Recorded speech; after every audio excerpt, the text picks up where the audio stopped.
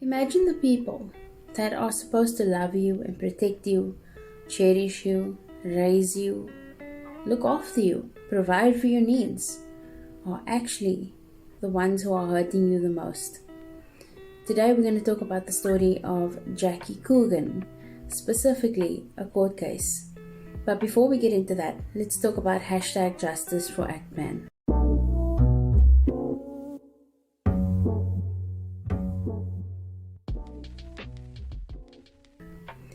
So far, YouTube hasn't responded on Twitter, chickens, and I don't think that they will until we make a big enough ruckus. So head over to Twitter right now and tweet hashtag justice for Actman and let everyone know that you support the Actman getting remonetized. So it's a very bizarre situation, but if you want to support, you can post the hashtags on Twitter, or you can consider cancelling your YouTube Premium and letting YouTube know that you're unhappy about the way that they treat their creators, or you can boycott their biggest ad spenders, who are Apple, Disney, and Hulu, and let them know that you're doing this because you want justice for Actman and other creators on the platform. Okie dokie, Jackie Coogan. Now, if you don't know, Jackie Coogan was a child star around the period of the 1910s to 1920s, and he made a lot of money. He was a very successful child star. The Wikipedia page says, as a child star, Coogan earned an estimated $3 to $4 million, right? Which in 2021 money would be around $40 to $59 million. It's quite a bit of money, right? When he turned 21 in October 1935, his fortune was believed to be well intact. His assets had been conservatively managed by his father, who had died in a car accident 5 months earlier. However, Coogan soon discovered that nearly the entire amount had been squandered by his mother and stepfather Arthur Bernstein on fur coats, diamonds, and other jewelry and expensive cars. Bernstein had been a financial advisor for the family and married Coogan's mother in late 1936. Coogan's mother and stepfather claimed Jackie enjoyed himself and simply thought he was playing before the camera. Girl.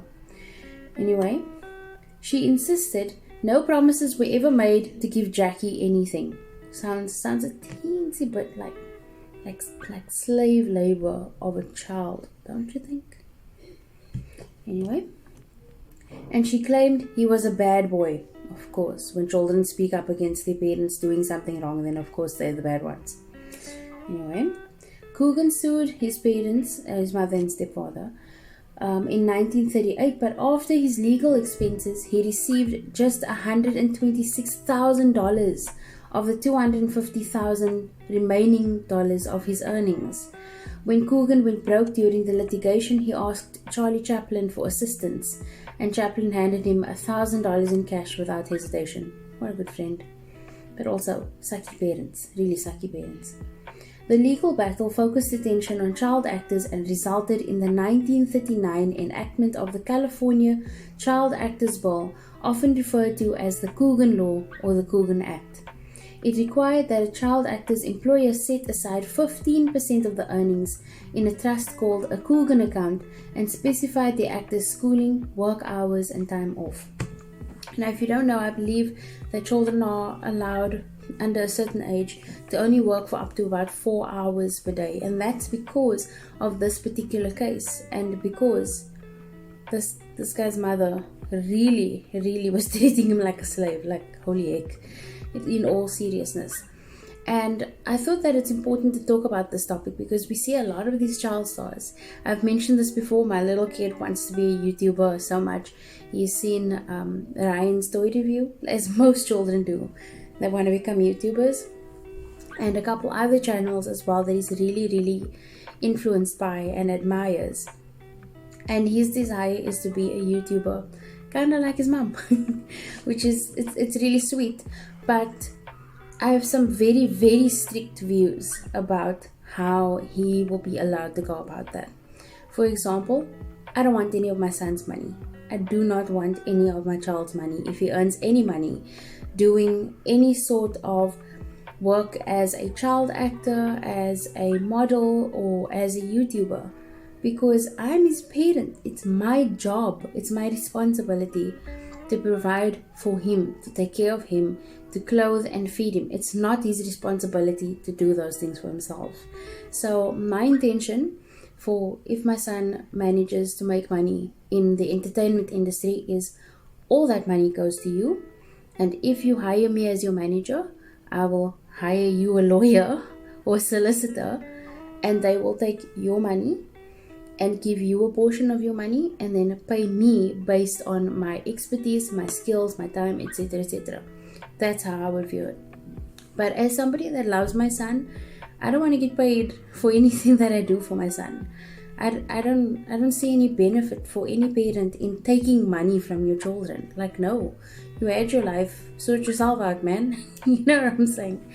I think that a mark of a good parent is how they allow their kids to be independent and manage and handle their own finances, even when they are adults. Because I've seen too many parents wanting to live off their kids, wanting to make money off of their kids, and it's weird. It's so weird to me, because I think that if you love your kid, you will be a parent. Because I don't think that you should be taking advantage of your kids. At least I see it as taking advantage. Other people might disagree with me. If you disagree, let me know in the comments. I get it. If your kid is earning 2 million a year and you're only earning 30,000 a year, I get the temptation to want to live a better life and to think that you're providing for your kid. But in my opinion, it's your responsibility to work harder. It's not your kid's responsibility to provide a house for you and take care of their siblings financially. I don't think that's a good thing. I think that you're teaching them that being financially abused is okay. And yeah, that's my opinion on the whole thing. So let me know what you think in the comments, whether you disagree or agree. And stay tuned for your scripture of the day. But also have a fantastic evening further, because you absolutely deserve it. Cheers. Unless otherwise indicated, all the following scripture quotations are taken from the Holy Bible, New Living Translation, with copyright by Tyndale Foundation, used by permission of Tyndale House Publishers, all rights reserved. 그대 잠깐 눈을 붙일 때 나는 마음에 물을 붙여요. 비밀의 나만의 초콜릿. 그대 차가운 몸을 녹일 때 나는